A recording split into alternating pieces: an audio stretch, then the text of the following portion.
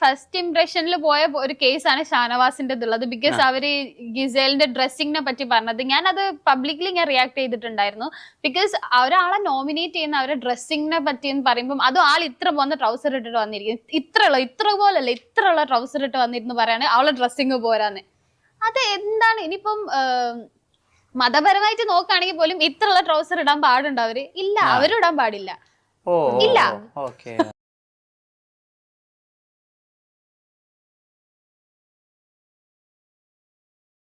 Big Boss Malayalam season 7-ൽ ഷാനവാസ് ജിസേലിന്റെ വസ്ത്രധാരണത്തെക്കുറിച്ച് നടത്തിയ പരാമർശം വലിയ രീതിയിൽ പുറത്ത് ചർച്ചയായിട്ടുണ്ട്.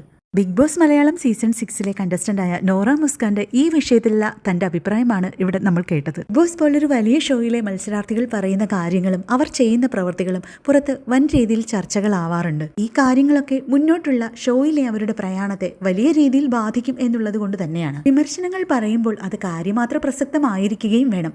അല്ലെങ്കിൽ ഒരു വിരൽ ചൂടുമ്പോൾ ബാക്കി 4 വിരലുകൾ തനിക്ക് നേരെ എന്നുള്ള രീതിയിലായിരിക്കും ആ വിമർശനങ്ങളെ കണക്കാക്കപ്പെടുന്നത്. കൂടുതൽ അപ്ഡേറ്റുമായി വീണ്ടും കാണാം.